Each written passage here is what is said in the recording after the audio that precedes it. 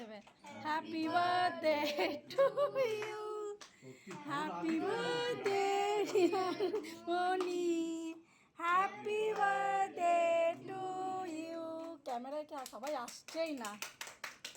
বান্ধবীর জন্মদিনের নেমন্তন্ন ছিল, তাড়াতাড়ি পৌঁছাতে বলেছিল।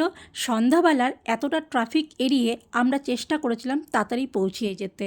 পৌঁছানোর পরে সুন্দর একটা কেক কাটিং করে আমরা বার্থডে সেলিব্রেশন করলাম। সন্ধ্যাটাকে আমরা খুব সুন্দরভাবে আমরা এনজয় করেছিলাম।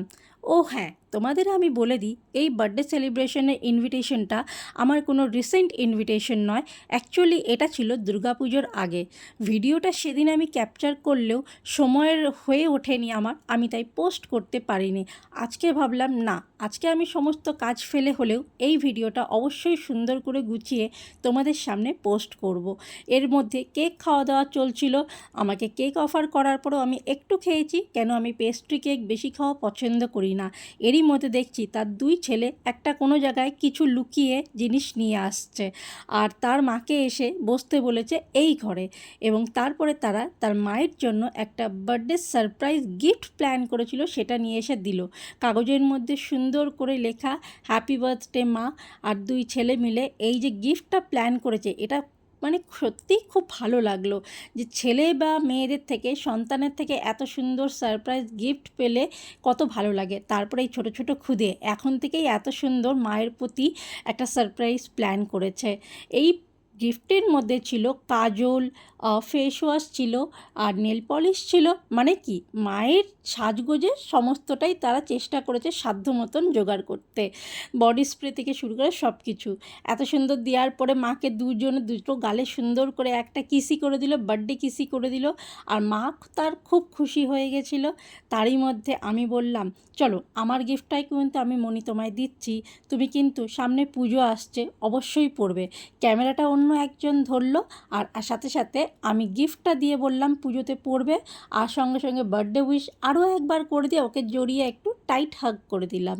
ডিমান্ড হচ্ছে চিজ অমলেট, যেটা মনি খুব ভালো বানায়। তাই জন্য আমি মনিকে বলেছি, ইনি বার্থডে গার্ল, কিন্তু ইনাকে আমি বলেছি আমাকে একটু চিজ অমলেট খাওয়াতে হবে। তো চলো দেখি চিজ অমলেটটা কীরকম বানাচ্ছে।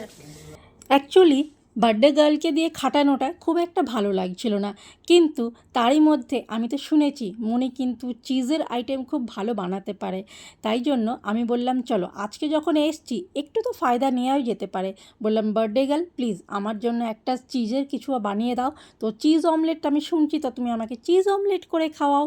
আর তারপরে ওর ছেলেরা আসছে আর আমাকে বলছে মা এটা ভালো বানায়, মা ওটা ভালো বানায়, তুমি খেয়ে দেখো আন্টি, মা ভালো চিজ অমলেট বানায়। তো আমি তো অলরেডি ভিডিও ক্যাপচার করছি, আমি দেখছি মনি কী কী দেয়। তার মধ্যে দেখলাম দুটো ডিম দিয়ে দিল, সঙ্গে অনিয়ন্স দিয়ে দিল, গ্রিন চিলি দিয়ে দিল, আর ক্যাপসিকাম দিয়ে দিল। এরপরে বাটার দিয়ে চিজ অমলেট বানাচ্ছে। আমি ভাবলাম নে আজকে তো বাটার খেতেই হবে। আর এদিকে মাশরুমও দিয়ে দিয়েছে। আমি যদিও বাটার, বেশি তেল সমস্তটাই অ্যাভয়েড করি, আজকে যখন এখানে এসছি একটা চিজ অমলেট আবদার করেছি, তাহলে এইটুকু তো কনসিডার করা যেতেই পারে। সঙ্গে chilli flakes, oregano, black pepper, black salt সব কিছু দিয়ে দিল। মানে কোনো মুখরোচক এমন কোনো মশলা নেই যেগুলো বাদ দেয়নি, সবটাই মোটামুটি দিয়েছে। এটা খুব সুন্দর, ইয়ামি অ্যান্ড টেস্টি। তার ছেলেরাই বারবার এসে বলছে তুমি খাবে।